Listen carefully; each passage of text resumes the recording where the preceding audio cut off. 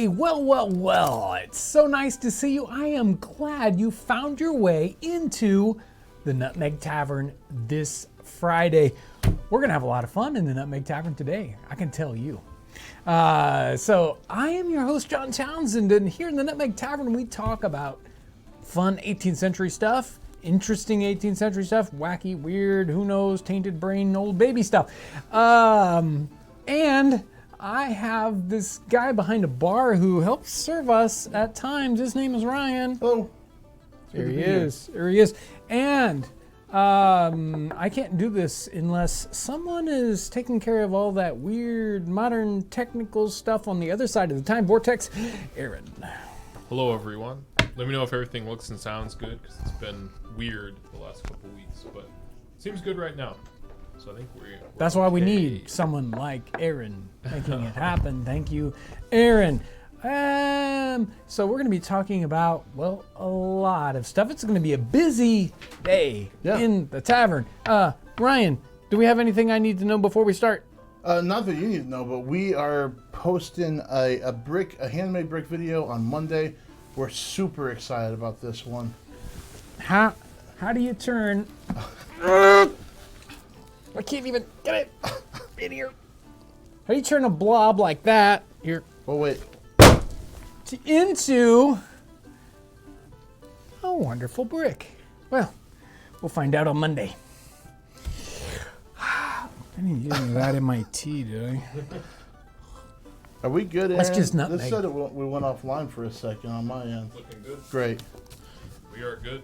So... It's just nutmeg. How much do you think that weighs?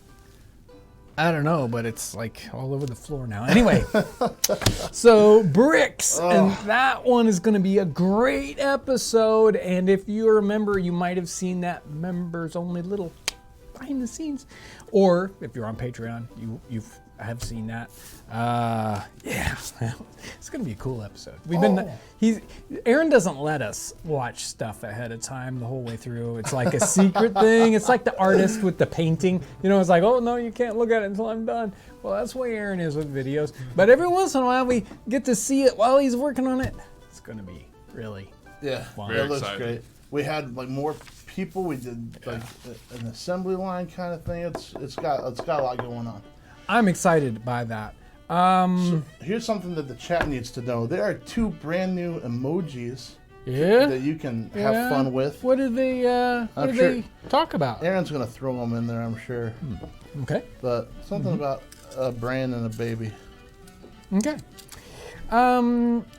There's a no old baby and tainted brain.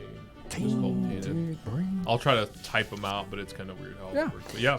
I'm gonna jump into the topic just because, and I'll probably break this up because there's a lot to talk about, even on something that's as strange and like, okay, I don't know. And so Aaron put this in the community for you guys, and did we get a lot of good answers? It was guessed pretty quick, but not. Okay. I don't think it was specifically. All right. So overall, it was guessed. Okay. Yeah, Instagram had it, Facebook had it. There were lots of great comments. Good. So our good local friend who used to run a coffee house and now does an antique store. Sometimes he comes by with a little like, hey, guess what I found for you guys? And that's exactly what today's piece is.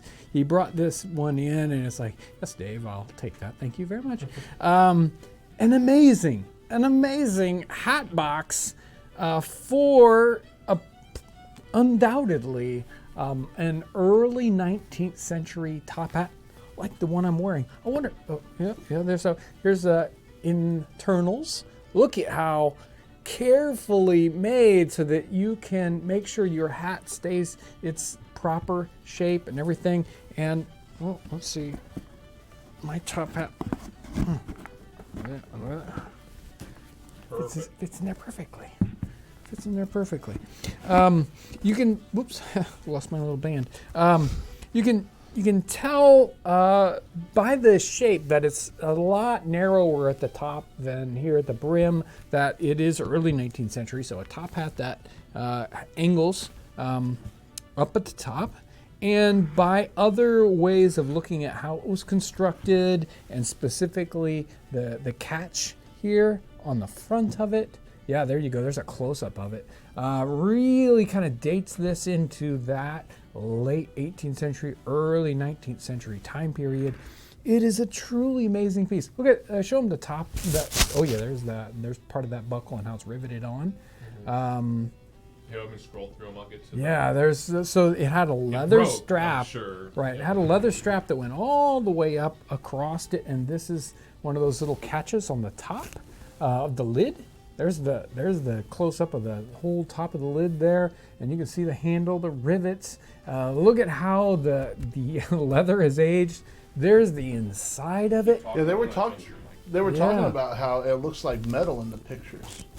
But Right. it is Oh, in fact leather. the whole box here is made out of leather, and check out the strap. You can see there the strap that's meant to hold your hat in place, so it holds it down tightly. I mean, that's really taking care of your hat. Right. And the inside of the lid, it's got a star that's embroidered on that internal surface. This is just, I mean, it's specially, it's the craftsmanship in the box is truly, it's even got special little feet on the bottom so that it can sit properly. It's rested. It's made so that your hat is resting on its brim just right and all padded. You can imagine how this box was for a very expensive hat, and how much. I mean, it was the hat maker didn't make it. He went to some place that makes boxes for that. So I was doing some research. I said, "Oh, wait a minute." If, the first question that comes to mind is, this box is so nicely made, did the box cost more than the hat inside? Well, there's certainly a possibility of it. There's even, on some places on this guy, there are tags that are stuck on it. Like it was for checking your hat at different locations or something so you could reclaim it. I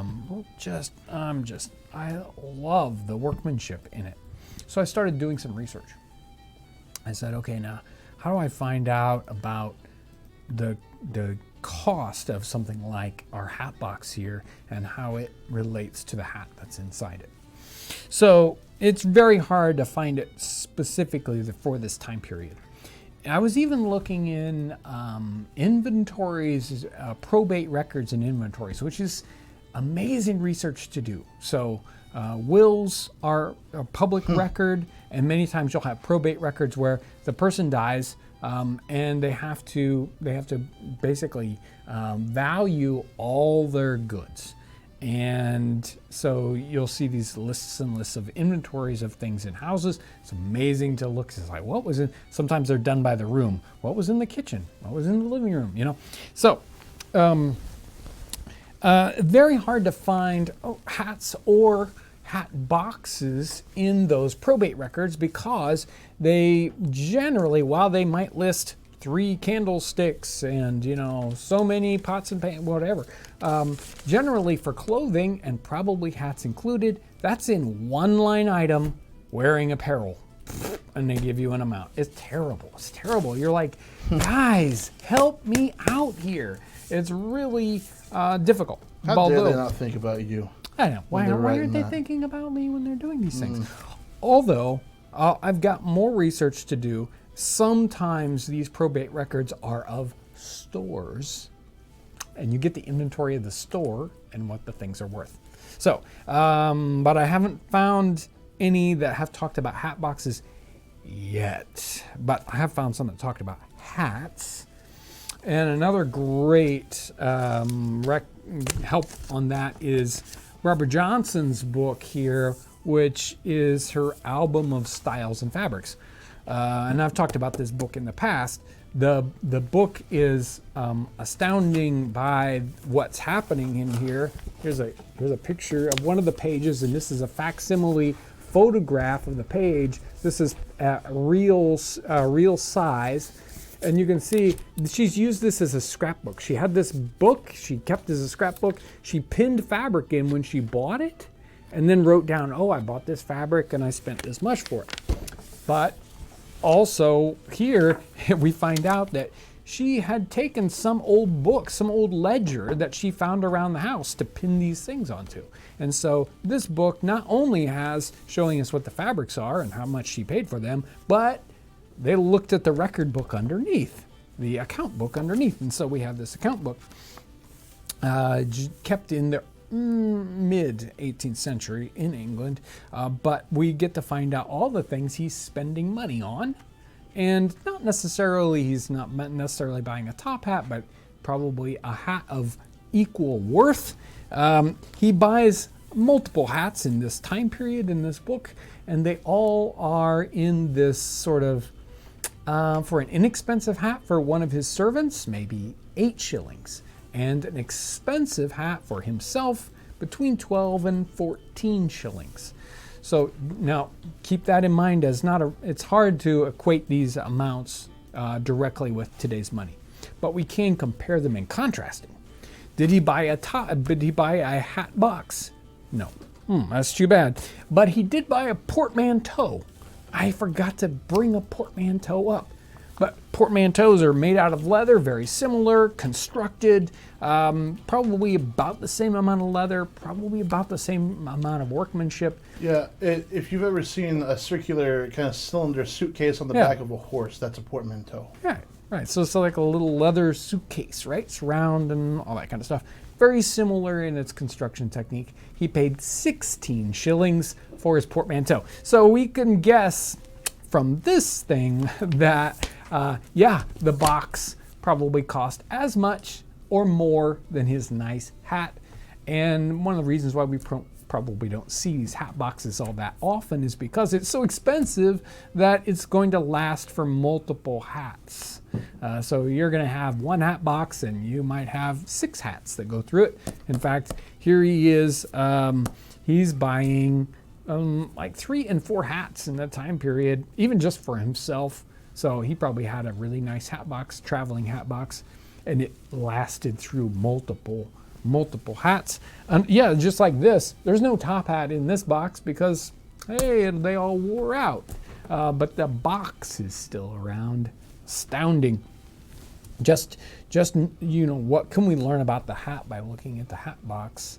It's one of those great fun topics that makes me think of like what we can learn. It's like, oh, I wonder what's in this box. Well, it's a cool early 19th century sextant. And it's the box itself tells as much story as the item inside it. So I love these stories, and it made me think, earlier I was thinking, I was thinking about tainted brain, because it's a topic that just comes up all the time for me. And somebody said the name of the book again, please. The name of this book is called A Lady of Fashion. Barbara Johnson's Album of Styles and Fabrics. I think it's no, it isn't what I thought it was. I thought it was Victoria and Albert, but it isn't. Thames and Hudson. I don't know if it's in print, and when it is in print, it's expensive. But maybe you can find it at a library. This book, also very interesting in helping us out understanding hatters from the time period. It didn't help me with hat boxes per se. Oh, look at that! Somebody's bringing in here. It's a magic elf helper. Thank you. There's a portmanteau. There's the one that we carry in the store. So you can see, made of leather, buckles, all hand stitched together. And again, a very similar kind of item to the hat box in the time period. And there were manufacturers that make that's all they do. They just make stay. There you go. Just make those kinds of items. While I was thinking about hatters and hat boxes, and it's like, okay, well, maybe did hatters carry boxes for their hats? If they did they make them themselves? No. More likely they had a person who made hat boxes for them. I found some references specifically to, again, probate inventories of hat makers. And hat makers, the fur and wool that hats are made out of in the 18th century, to make it act right, they would use a lot of bad chemicals, like doing dry cleaning. It's like, oh, there's all these nasty chemicals, and mercury was one of them. And that idea of the Mad Hatter, that comes from mercury that they would use on their hats, giving them tainted brain. Here we go. He come down with the old taint. The Yeah. old tainted brain. Yeah, and it probably did. It probably was making their head green. Anyway. Hey, what about a quick break to catch up on some of the super chat? Oh, go for it. Questions. Is that okay? I could talk all day on this cool topic. Well, let me fire out a few of these questions real quick about the hat box itself. Is the material made of silk? The internal material is, it's a satin material. It might look silky on the thing, but I would say it's a satin, and probably in this early 19th century context, cotton. Yeah, it felt like cotton to me. Is the star machine stitched, or is that hand stitched? It can be very hard to tell in the time period because the stitching can be so good. So I don't know. Yeah. Okay. People are wondering about why is there a lock on this thing? It's kind of like locks on guitar cases. I've never understood that. Yeah, right? It's like, I'll just take off with the whole darn thing. It could be that it's, again, locks, right? Locks are to keep out honest people. Right. So the bad guy, he's just going to ship off with the whole thing, and then he's going to, maybe he's going to bust the thing like this one's busted. But I think it's one of those two. You don't, if it's a hat box, it's like, if I can't open it immediately, it might be a $100 hat or a $10,000 hat. I can't tell. So you put the lock on it so that somebody doesn't go, oh, $10,000 hat, and they definitely are going to steal that versus I don't know, it's a pig in a poke. That's my guess. In the making locks in the time period, you don't have to go deep into it, but was that something that you saw a lot of locks on things, or is that pretty uncommon? No, locks are pretty common. Little locks, and in the inventories that we look at for stores, they'll just be little locks, like desk locks and box locks, and they're sold separately from the item itself and sort of installed later. People are curious as to where you found your hat. My hat, this hat. The top hat that you were wearing. It's a hat we sell at the store. So I know this guy, he makes hats for us, and he's standing right there. I didn't make that hat, though. That one was before me, I think. I may have made that. Nah. Ryan wears a lot of hats here. Whoa, making them and wearing them. Pretty darn funny there, Aaron. Yeah. Got to set up for anyway. Okay, let's get into some super chat. Michael Miranda. Yeah. Was it common in the 18th century for gentlemen to travel with hat boxes as part of their luggage? Keep up the great work. It depends on whether he's wearing a hat worthy of a hat box. You can imagine if you're traveling, though, and it's like you're traveling by some kind of stage wagon thing, and it's dust and nasty, and you've got traveling clothes, traveling hat, and then when you get to your location, you've got your good hats. So there's definitely this idea of traveling clothes versus, this is my evening hat. It's going to be very, very nice. Ryan Mercer's in super chat, but it is neither Wednesday nor Friday. That is Ryan's statement. We're here on Thursday. Yeah. We're not going to be available tomorrow. You can't do it, so today's the day to do it. Yeah.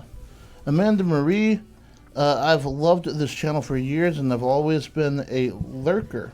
I've grown to love this community and thought maybe it was just time to join. Thank you. Thank you. for joining us both in words and the other kind of support you give. Keltoid5 comes on Super Chat. Tainted Brain. Harshman Hills coin for the bartender. Thank you very much. William J. Dydrich. Noble Gents. Our home wants terribly for a new Townsends calendar. May we anticipate a new entry for 21? I'm working on it. That's a lot of sighing. Yeah, we've got a lot of print projects that are in the works right now. Not going to promise anything, but it is definitely being discussed. That okay? That good? Sum it up? Tiki John did not say a word. No. Tiki Tac 23. Hey! A live stream that is inspiring and enlightening. Hard to find right now on YouTube. Keep up the awesome work. Thank you. Thank you very much. Amber Crystal Daughter, I think. I change it every time. Love that your store has to have a sign saying your merchandise is not antiques. Are you on Antique Row? We are in a small town that is basically filled with antique stores, and people will come in. It's like, I'm looking for a 1950s. Like, or do you want to buy my lamp? Yeah, do you want to buy my leg lamp? No, I don't want to buy it. John Kennington. I have seen advertisements in 18th century and 19th century newspapers for hat boxes, especially at haberdasheries. Yeah.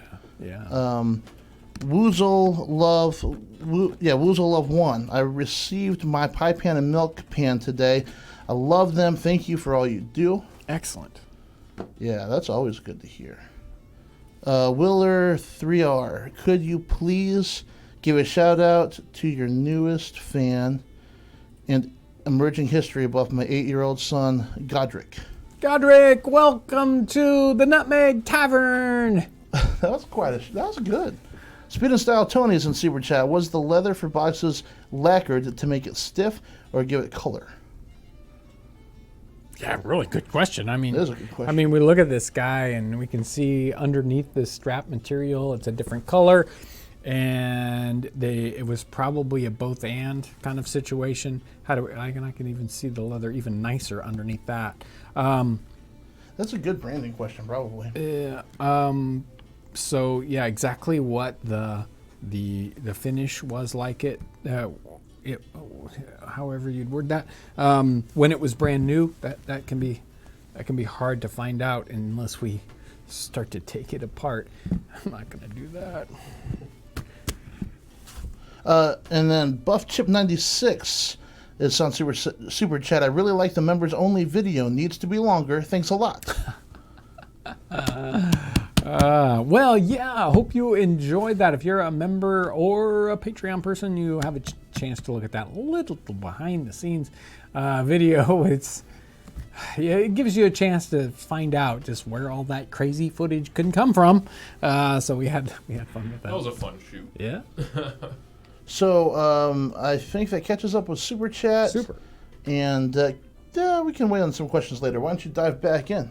Yeah. So we talked a little bit about that. Let me go back to where I was at for just a second. Those Tainted Brain hatters and the kind of stuff they had. So this was like the gentleman here in Barbara Johnson's. He was now it can be a little apples and oranges, but his hats were, he was buying hats for 12 shillings, 10 shillings for an inexpensive hat, 14 shillings for an expensive hat. There's this inventory actually has all the hatter's equipment. So his kettle, his plank and pot, stampers, raised cards, rolling pins, again, cards for separating the wool, glue pot, scales, hat blocks. He had 32 hat blocks, right? Wow. 32 hat blocks, 6 penny, which is a half a shilling per. He had brushes, he had finishing irons, he had wool, he had fur, he had muskrat skins, rabbit skins, cat skins, fox skins. So he had all these skins, and let's see, his 2 wool hats came in at a value of 8 shillings. So it's only 4 shillings a hat. He had some other Roram hats, which I'm not sure exactly what that means, much more expensive. The whole of his inventory was only, his whole shop was only 15 pounds total. That's not a tremendous sum of money for that time period. Let's see, that's a different person. I'm going to interrupt real quick just Go to ahead. say Robert Green just went crazy with that no old baby emoji. Uh-oh. It looks so good and so creepy at the same time.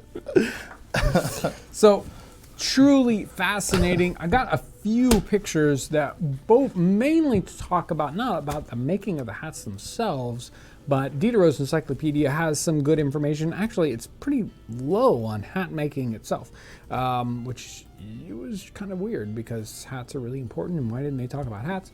But it has some great, there's like 3 different kinds of people that would make boxes in different, types. So bring me up the first slide here. So the haberdasher is the person who's making, he's making some hats here. He's making little leather items. There's a stock that he's made here. There's a purse bag, a drawstring purse. I don't know what that figure 19 is. Weird kind of case that has looks like a spring inside of it. Again, more small bags and small leather cases for things like glasses or wallets he's making too. So that's haberdasher. Go to the next frame. Now he might make a hat box. Now this guy, he's making larger leather boxes. And you look down here at the bottom left, we see a portmanteau of some sort. We don't have a hat box in this, but you can see he's making things almost exactly the same here. There's a box that has for bottles. There's a box, or there's the gun case. There are these saddle bags that hold bottles. Yeah, I mean, you're going on a trip, you want to bring the bottles, right? You got a hard gun case, maybe hard leather, maybe it's thin wood, and then we got the portmanteau. We got some other cases. A lot of these items are not made just of wood, but wood or wood covered with leather. So I think the next slide is his shop. Yeah, here they are. They're working different things here. I love the guy. Look at this guy with the mallet. You got to smack these panels together. Oh. So there's some woodworking going on here. There's leather working going on here. This is a combination workshop. You can see down on the floor at the one man's feet there, I believe that's probably glue, and probably in the background in that cauldron back there is probably glue warming up. They're using hide glue to glue these things together. Glue the leather to the wood, glue the wood together. So that's, and the guy there with the giant shears, they're working hard. So this reminds me of like a modern day makerspace that you might see in a city where people don't have, garages or outbuildings or whatever. Do you know if that was going on, where craftspeople going together in on a space that they shared?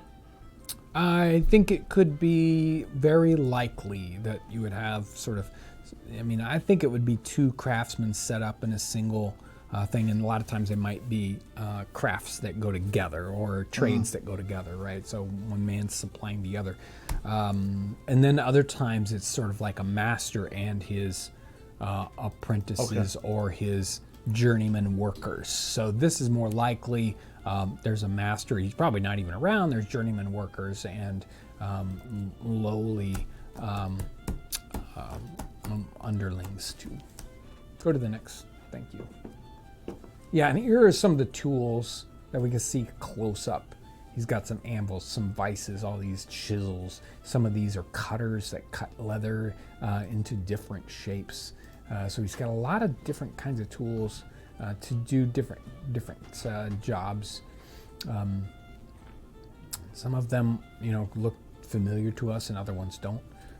There's those little drills there. So, yeah, I mean, even the little stump anvil is Well, I would like that.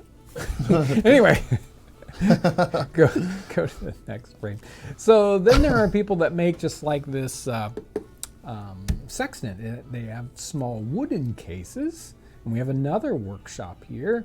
And again, right underneath the window, we have a little brazier, and there's a pot on that, and that's likely again hide glue warming up, getting ready. Hide glue we still use today in instrument making. Very strong, amazing glue. You can do neat stuff with it. Anyway, instrument cases. There looks like there's leather work again, kind of in this. There are, everybody's kind of got their own little, well, this maker is going to make a case for this kind of thing. So, and we see here also this isn't just a male only trade, but there's a woman worker here on this side doing probably leather lining of a wooden box. Oh, and we're back to Haberdasher Land. So, I've got to interrupt real quick because we're at the halfway point. Yes. And we have some new mugs. We have some new mugs. This is one of those great chances for opportunities for you guys to come along and help us out with videos. So whether it's like we're not the only people here that are making a video happen, because we can't afford to just make videos all day. It's not even possible for us to do that on our own. So we have other people come along and help us, and some of those people are you. So we got these really great blueberries and cream. That's what we're calling them because I think it's a really cool name. Blueberry and cream Nutmeg Tavern mugs that are currently available. Ooh, but there's only a small quantity of these guys. I don't know what it is with these mugs, but it's like, anyway. Getting them, not so easy. But right now, you can. And these guys are available on our website. They've got the cool Nutmeg Tavern logo on the front. And they're this really neat, rich, and it depends on the lighting. Sometimes they're just great blue, and then other times they're just that on the edge of a really interesting purple. In this, it's in this light, really nice, beautiful, rich blue color. I love the size of these and craftsmanship. They are hand thrown in the United States. Beautiful pieces. So there are also some of the matte blacks on the same page, right? Yes, these guys. We still have a very small quantity of these. I think there's less than, I don't know. There's a very, very small quantity of these that are still available too. I love it. Those matte black ones are neat too. There need to be none left by the end of the stream. Well, that could be.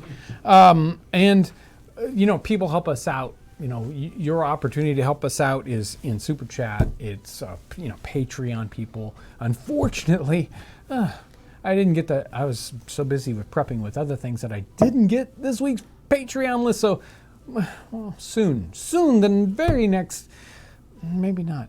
Sorry. On the mugs before we move away, people are asking about international shipping.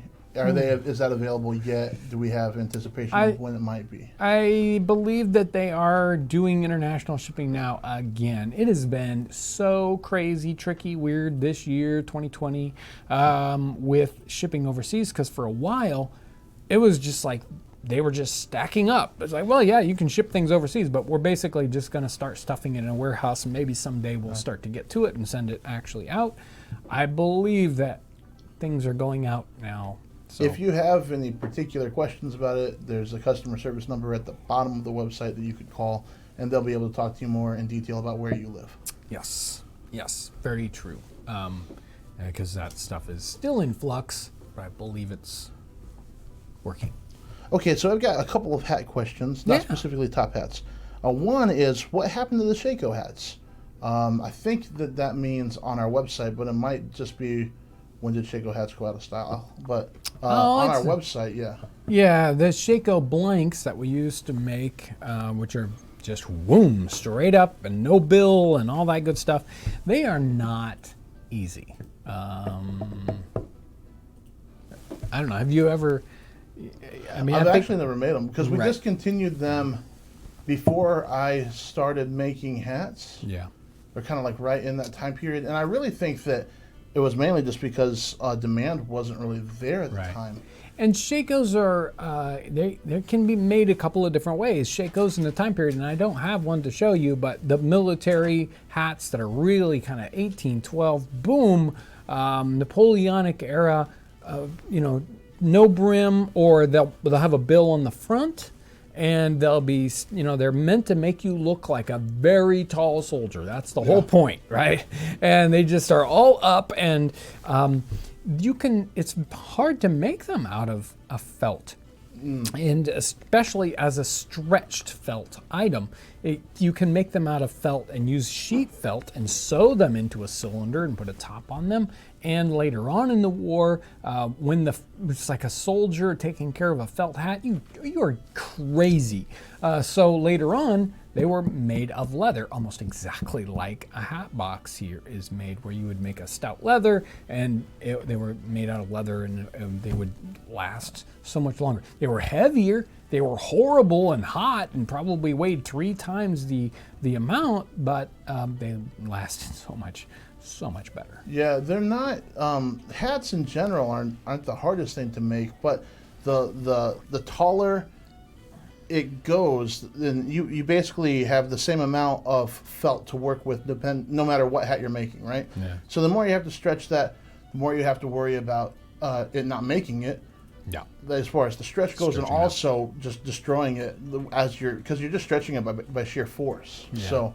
Yeah, and in this setting too, I mean, we use cape line hats to start off with, Yeah. the blank, and they are hat shaped. And there are other hoods, is another term for a hat body style, and they just kind of whoop, they don't come out, and we don't get hoods and I don't know if we could get hoods the weight we would need. Yeah. They would stretch so much easier as a Shako, but those are very hard to come by. Hey, thanks to everyone who's got a mug. So Yeah. far. Yeah. A lot of Going comments. Very nice. So another question was, is there an actual name, or is round hat the actual name for the hat that's folded up on the left-hand side? Round hat is a term that is used, and I believe it can be very tricky. Some terms, we use today for items in the 18th century, when in the 18th century it wasn't necessarily the main term they would use for, or maybe never. So the term comes along later, and we adopt it and think they used that term in the 18th century. And it can be very hard doing research. You'll be looking at primary documentation. It's like, it never uses this word. Try to find the word tricorn in the 18th century. Yeah, right. No, they didn't call them tricorns. We call them tricorns. So the round hat question, I'm sure there are some other terms for round hats, and it's not coming to my mind. Why were beaver pelts so popular for hats? So even in that inventory, he talked about having skins and furs, but this hat is made with fur, but it doesn't have any leather. So you're actually taking on a beaver pelt, I don't have one to show you, but you've kind of got 3 different layers. You've got the outer guard hairs of a beaver, and that's what's very, very waterproof, and they're long hairs, and then underneath that you've got the kind of fluffy down kind of fur that's underneath all that guard hair. And that's not necessarily waterproof, that's insulative. So that doesn't soak up the water, it keeps the water away, and it creates this air barrier for animals like that. So, whether it's an otter or it's a beaver, whatnot. And then you have the skin itself that all those hairs are attached to. So a hat maker actually wants that fluffy fur in the middle. So he's got to take off the guard hairs. So he's got all this kind of scraper, different kinds of equipment to make sure he gets rid of the guard hairs. And then he brings all that fluffy fur and strips that off the skin and uses that to make the felt. So he's not using the skin, he's not using the guard hairs. And if we would look at a beaver felt, we think, oh, that's neither one of those things. The things we see on one side, the skin, on the other side, the guard hairs, neither one of those things are what they're actually using to make those. And the reason why they want to use beaver is because all those fibers interlock. They've got these kind of barbs at a microscopic level so that they cling to each other and make this tremendously strong felt, stronger than wool felt, stronger than rabbit felt, and rabbit's done exactly the same way. Okay, so this just came in the chat, and I got to read it because it's really nice. I want to give a shout out to Lauren and Angelina in customer service. Great people to speak with, and they handle orders, questions, etc. They were very helpful with my very recent order. They do a tremendous job down there. Were helmets used in the Revolutionary War or the War of 1812? Helmets like, expecting to turn a bullet? No, they had sort of, some troops would have a thing that would be leather, again, constructed very similarly, a leather, like a ball cap kind of a situation, but they're not going to protect you to any great extent. Like not grenadiers, I'm thinking of the horse soldiers, but their name isn't coming to me. So there are some different hats for different styles troops that are made with leather, and we would look at them and call them a helmet. And then somebody else asked, why rabbit? Well, rabbit is going to act like beaver, but not as good as. So it's that lower grade hat. Kind of end up having these three grades. I've got the wool felt hats, I've got the rabbit fur hats, and then I've got the beaver. Okay, in Super Chat, let me transition real quick. I gotta catch up on that.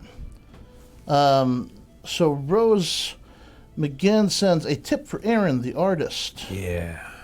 Thank you. Thank you. Wendy Carr sends in a Super Chat donation without a question. Thank you. Amber Crystal Daughter. I read about collecting trash and garbage for reuse in the 19th century London, like pure finders collecting dog poo. Oh, yeah. To tan leather for dress gloves. Was there anything like that in the 18th century? Did fullers collect urine? Yeah, all that collecting chamber lye, which is urine, and really not much is going to waste. I believe even in the time period, the dog feces collection is going on, and you'll have people that are collecting and trading in old clothes, rags, collecting even just stray wood and selling it. Yeah. That's funny. Everything. Yeah. Paul Litzy is in Super Chat. Just bought my second mug. Can't miss out on this blueberry cream. Ooh, yeah. Love this channel. Thank you so much. So many Thank you. people have bought those mugs. Thanks, guys. It's really, really great help. Thank you.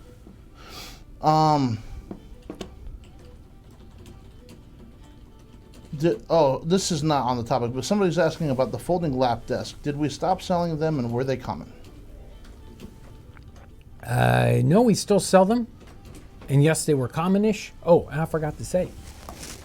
It's going to be hard to show it because I've got tea in it, but they're signed on the bottom by me. Yep.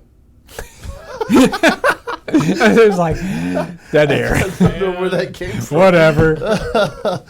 Okay. What does pop culture, movies, TVs, always get wrong about the 18th century? What do they always get wrong?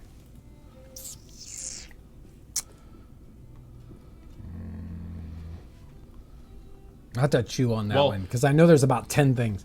Who's the artist's name that we Hogarth? Hogarth? No. The guy we interviewed at Oh, years Gary ago. Zaradka. Yeah, he said one thing was the lack of color in everything. Yeah. Like in historical Yeah. pieces, it's all like browns and grays, when in reality it was like, Yeah, and we can even be deceived by looking at period paintings, and we think, oh, look, see that painting's all brown. And well, that's because it's 200 years old and the painting is worn out, right? Yeah, right. When it was painted fresh, boom, the colors were amazing. Well, that was part of the discussion about what color was the inside of that hat box. Right, and what color was the original, like, military uniform? Occasionally, you'll actually have original military uniforms, and the only way to find out what they really looked like when they were made was to, pick the seams open. And even then, some of those colors have oxidized over time. Anytime that oxygen gets in there, it can change the color of an item, especially over 200, 250 years. Somebody said printed cottons is one thing, or fabrics is one thing that they always get wrong. Yeah, yes. Another thing was, well, never mind. I'm not even going to go there. Whoa, That'll that's just bad. open the chat wide up. What yeah, kinds let's of not do that. Yeah. What kinds of hat did women wear in the 1770s? Did they only wear caps and scarves? Caps, scarves, and straw hats over the top. They even have the really wide-brimmed straw hats / felt hats. So there are felt hats in the time period. And as you go into the late 1780s, 1790s, and you get this weird, like the top of this hat, but a big brim. Men and women were wearing them. So there's all kinds of fun. Hey, come on, it's fashion. It's just crazy, weird, moving from thing to thing. Yeah, lots of fun hats. Okay, how did they make hairbrushes? Hairbrushes. If you look at, it's kind of easier to see sometimes in the illustrations about what's going on with a toothbrush. So you'll drill holes for the individual bristles to come out. You'll have a sort of, you'll flip the item over, and so on the back side they'll have cuts so that you can access the holes and shove the bristles through, and then kind of put glue in there on the back side to hold everything together. So that's kind of what's happening with a lot of brushes in the time period. There's probably a couple of 3 or 4 different techniques depending on whether it's an inexpensive brush or an expensive one. Especially what kind of hairs you're using. Just like with the hats, am I going to use beaver? Am I going to use that? It's like boar bristle for some kinds of brushes. And the brushes aren't just for hairbrushes, not just for toothbrushes, but a lot of clothing. We don't think about washing clothing today. Almost everything we make or everything we wear says machine washable. People just chuck it in the thing. In the time period, it's nothing like that. We have brushes to clean our clothing, especially jackets and coats. Brush them. So they've got the same kinds of brushes for cleaning shoes and for cleaning coats and for working on your hair. Brushes are so much more important in the 18th century than they are today. And then what are your plans with the forge in the next coming weeks? Are there any big projects? We have got some items that we'll need to make, but we haven't locked down exactly where that is in the schedule or exactly which items we're going to choose on that. There's some interesting, it's like, okay, what do we want to feature in technique, materials, whatnot. So it's, and we've got yet more that we want to do before winter hits and we're locked in the homestead. I feel like it's very similar to last year where we were trying to finish the cabin up. Hurry. Right until snow fell. So we need to talk about Patreon and that sort of thing. The mugs one more time probably, and then we can say goodbye. Yeah, so again, the opportunity to help us, and you have that opportunity, whether it's something that comes to you and you can look at it, drink out of it, and it reminds you of what we do, which the mugs are great at. Other items, there's some merch items on our store. Again, though, it can be hard to keep up with that. But other people help us out whether it was Patreon specifically. Even now, there's the membership on the channel, and each has their own kind of little. It's easier for some people, and different things happen in each one of those circumstances. You help us out on Patreon, and it's a particular small amount per month, or the membership, or super chat is another one of those. It's like, oh, I can ask a question, or I can just say here, thank you, and that means a lot to us, being able to do what we do, both materially and sort of the morale around here. It's like, oh, I'm excited about what we do. It's the way ad income comes in. That's just like, it's this generic thing. But when you help us out these ways, that's you helping us, and we realize that is a totally different thing. It's a very active participation versus a passive participation. And people, participate, whether it's in the chat or it's comments on a video. That's active participation, actively helping us do what we do. So David Denelli's in Super Chat, did they have special cases for toiletries? Very, very much so. There are some amazing examples in museums, and even available in antique situations, just like this, but so much. Well, boy, I've been tempted, let me tell you. I've been tempted multiple times with toiletry cases from the late 18th century. Cool. They are so cool. Little miniature cases that hold toothbrushes and little toothpicks and tongue scrapers and ear spoons and little scissors and corkscrews. It's like it's a DOP kit, but it is. Each thing has its individual place. Sometimes they're really cool. Right, and they'll even have some of them have writing instruments in them, little erasable pads. It's just so, boy. I wish I had a pocket that would fit these things. We got a couple more super chats that just came in. John Talley, what types of hats were the frontiersmen wearing? Like, what were the explorers in the Kentucky wilderness wearing? So, I never had the right thing at hand. The hat, when the brick making isn't out yet. Darn.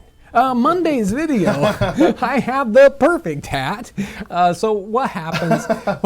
What happens when your tricorn gets rained on one too many times, or your round hat with the one side up? Again, gets rained on one too many times, it turns into that classic, hat that's all the way around and it's all rumpled and everything. Oh, rain and heat. If they've seen Brandon in videos, there's a good example there. Yes, Brandon's hat. Anytime that in that time period, anytime you're in that, you can't. There's no valet.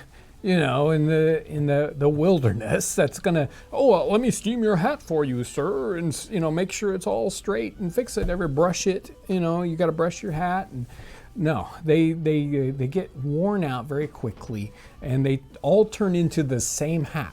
They shrink, and they all go floppy because the stiffening material disappears in the rain. So you'll watch Monday's video. Do you remember when I left my tricorn out in the rain and it formed to my head? Like it just struck around my head. Daniel Sheeler is in the super chat. Love the new content at the cabin. Will you guys be making anything there in the carpenter shop or the blacksmith shop that will be sold on your website? Oh, man. No way. It's just hard to pound out that kind of production. Right. Production and we have to show how it was done, or we don't have to, but we show how it was done in the time period. But if we made items in those in those situations and with those exact same techniques, well, they would be very expensive. Like if I had to make wooden shovels to sell, it's like. I need a day's wage from this one shovel.